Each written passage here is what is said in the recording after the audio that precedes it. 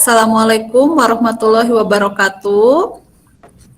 Waalaikumsalam warahmatullahi wabarakatuh.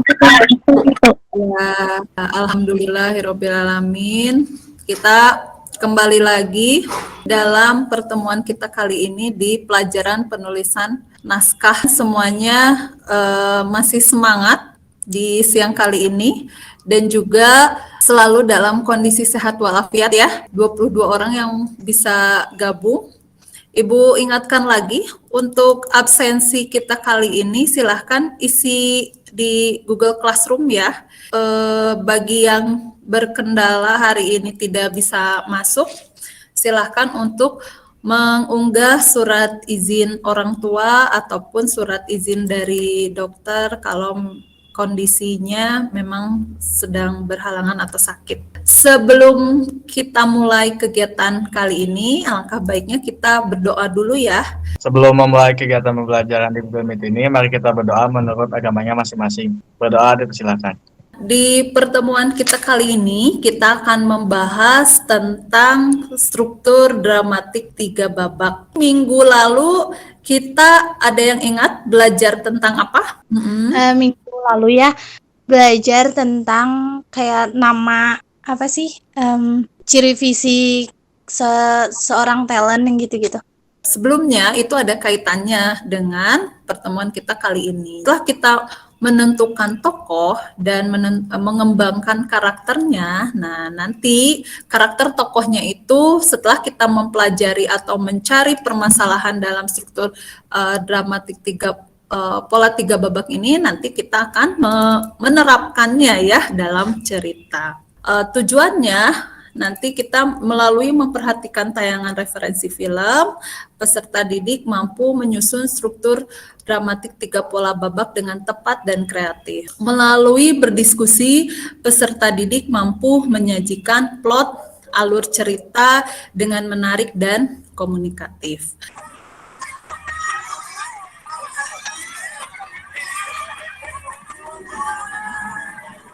Ternyata betul tebakan UI. Silahkan, ada yang mau menebak pesannya dari video tersebut? Rizda. Siapa? Rizda, ya silakan Rizda. Jadi pesan yang Rizda ambil dari video itu untuk mencapai tujuan bukan siapa yang lebih dulu maju, tapi siapa yang bertahan sampai garis finish, yang terus berusaha sampai garis finish. Iya. Boleh tepuk tangan untuk Wi dan Rizda yang berani menjawab. Jadi konsisten itu adalah kuncinya gitu ya, kuncinya dalam segala hal termasuk dalam menulis ya. Dapat kamu tentang film menarik itu seperti apa? Silahkan tuliskan mulai dari hitungan pendapatnya di kolom chat ya, silahkan. Yuk, 1, 2, 3. Coba Ibu minta pendapatnya. Ke kitanya teh ngerasa kalau misalnya lagi sedih terus tiba-tiba kayak lagi senang terus tiba-tiba senang kayak gitu. Jadi apa ya, ke kitanya juga gak ngebosenin tiap nonton teh. Jadi terus pengen tahu gitu cerita kelanjutannya teh kayak gimana gitu.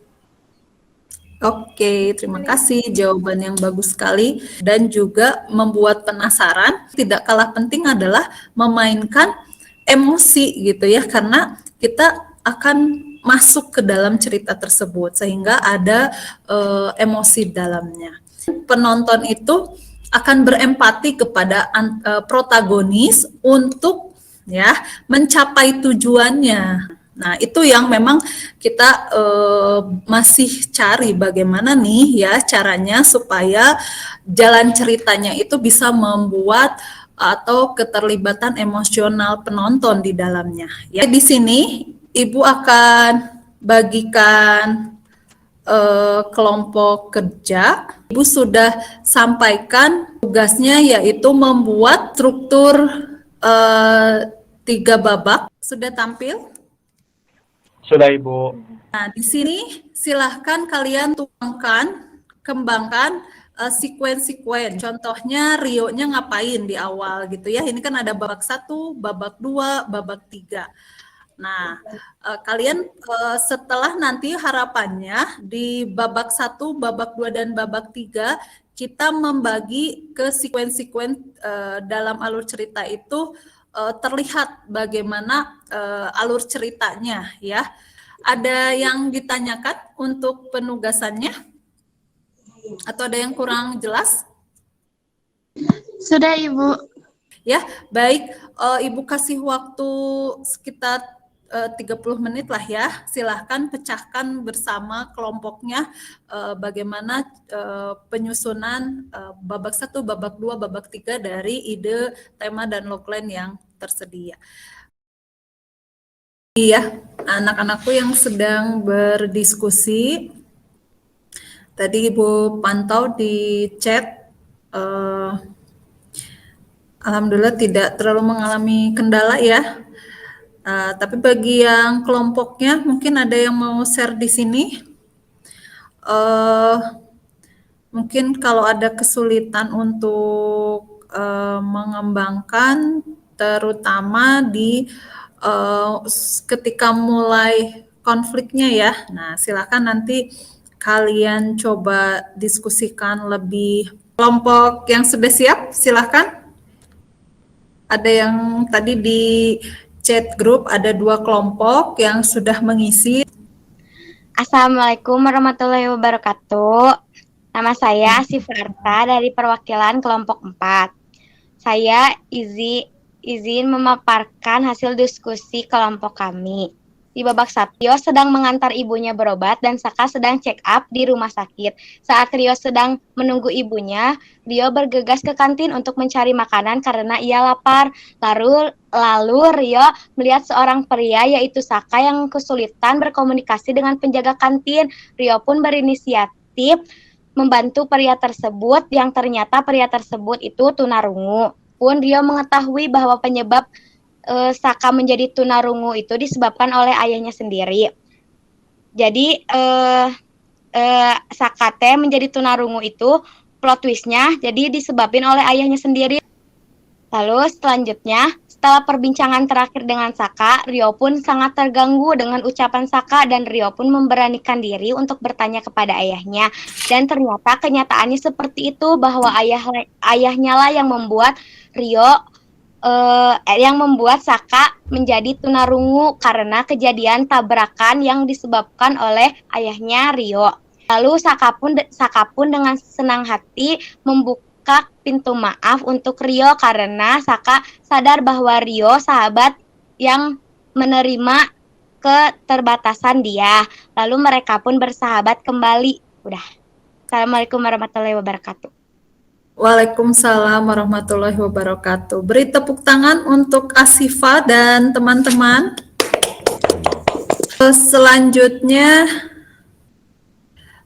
silahkan ke kelompok 2. Di babak pertama itu, Rio bersahabat dengan Saka yang tunarungu. Mereka berinteraksi melalui chat. Suatu ketika saat Rio dan Saka sedang berjalan berduaan, Rio dan Saka sedang berjalan di pinggir jalan. Akan tetapi Saka jalan duluan. Tahu-taunya Rio tuh jatuh. Nggak tahu kenapa gitu. Terus abis gitu Rio teriak meminta tolong kepada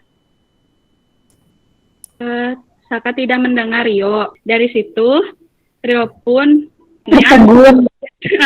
kalau sahabatnya tunarungu. Biar interaksi mereka pun tidak melalui chat. Rio pun belajar isyarat kepada mamanya Saka yang kebetulan guru bahasa isyarat. Rio berhasil belajar isyarat dan membuat persahabatan Rio dengan Saka lebih. Sejak itu Rio bisa mengobrol dengan Saka menggunakan bahasa isyarat. Tamat. Tepuk tangan buat kelompok Dwi, semua bisa mengembangkan struktur dramatik dari babak 1, babak 2, dan babak 3. Tadi ada kesulitan nggak kalian dalam membuat menempatkan dari ide, tema, dan logline yang ada ke dalam tabel struktur tangga dramatik ini ya? Kelompok kakak sendiri tadi tuh kesulitannya di milih cerita. Maksudnya milih cerita kan emang eh, karena kelompok jadi banyak kepala kan Bu, jadi banyak juga cerita yang dari masing-masing pribadinya. Nah di situ agak sulit juga milih cerita mana yang mau dipresentasiin gitu. Terus saya juga agak kesulitan di memahami logline Rio itu kesulitan mempelajari bahasa isyarat. Jadi ada kita tuh bingung maksud di situ tuh emang Rio tuh sulit untuk belajar bahasa isyarat jadi butuh alternatif lain atau kayak Rio tuh sulit karena emang belajar sendiri itu sulit gitu Bu. Ceritanya itu ada alternatif lain selain Rio itu belajar bahasa isyarat karena kesulitan. Banyak perbedaan pendapat, terus banyak yang tadi kan diskusinya Devi melalui Google Meet. Nah, terus ada beberapa orang yang nggak bisa ikut Bu karena keterbatasan kuota, jadi hanya mengikuti lewat chat aja diskusinya gitu. Terus selain itu nggak ada masalah lagi. Babak tersebut kita bagi dalam pertama adalah di babak 1 itu merupakan babak perkenalan. Jadi di babak 1 itu adalah bagaimana kita memperkenalkan tokoh-tokoh terlebih dahulu. Ya, baik itu muncul tokoh utamanya, mungkin di sini Rio, kemudian Saka juga gitu ya, dan mulai muncul perkenalan juga bagaimana ada konfliknya di situ. Ya mungkin di sini ketika di logline itu sebetulnya kan tema mungkin kalian bisa paham ya. Logline itu merupakan inti sari dari cerita. Ada unsurnya adalah ada tokoh, ada karakternya, ada tujuannya, dan ada halangannya. Ya, siapa karakternya? Tokoh di sini adalah Rio. Ya, apa tujuannya? Dia ingin lancar berkomunikasi dengan temannya Saka yang seorang tunarungu. Halangannya apa? Tapi dia kesulitan. Nah, di sini mungkin yang tadi dipresentasikan oleh Raka, kesulitannya di sini apa gitu ya. Dan di akhir babak pertama menuju babak kedua itu mulai memunculkan konflik ya. Sehingga penonton tahu kalau ketika ada konflik ini pasti akan menghambat ke jalan cerita yang lainnya, ke tujuan si tokohnya gitu. Ternyata mengembangkan dari ide, tema, dan logline itu ke dalam struktur drama 3 babak, kalian sudah mencoba dan sudah berhasil. Munculkan lagi hambatan-hambatan kecilnya ya. Boleh nanti terakhir dari diskusinya yang tadi sudah cukup bagus, tinggal dilengkapi lagi. Di babak pertama itu perkenalan, babak kedua apa tadi? Konfliknya atau pertualangan yang harus ada apa? Kata Ibu ditambahkan apa? Hambatan Ya, ada hambatan-hambatan kecil untuk mencapai tujuannya. Kalau di babak ketiga apa? Penyelesaiannya sehingga emosi penonton dimainkan di situ. Buat nanti kan dikumpulinnya ke Ibu, itu pas dikumpulinnya berarti udah yang diperbaiki gitu sama kitanya Bu, atau gimana? Iya boleh, yang dikumpulkannya berarti yang sudah diperbaiki ya, dari berdasarkan evaluasi tadi yang sampaikan sama Ibu. Oke, kalau tidak ada, Ibu cukupkan sekian. Terima kasih atas perhatiannya. Sebelum Ibu tutup, Ibu selalu tidak lupa berpesan untuk kita semua untuk selalu menjaga protokol kesehatan ya, apalagi kita sudah dalam masa pembelajaran tatap muka walaupun terbatas di sekolah juga kita harus sama-sama menerapkan protokol kesehatan. Tetap semangat untuk belajar dan juga berkarya walaupun di tengah pandemi seperti ini. Ya, oke baik, kita tutup dulu dengan doa. Silahkan. Sebelum mengakhiri Google Meet ini, mari kita berdoa menurut agamanya masing-masing. Berdoa dipersilakan. Sekian, amin. Iya, amin. Alhamdulillahirabbil alamin.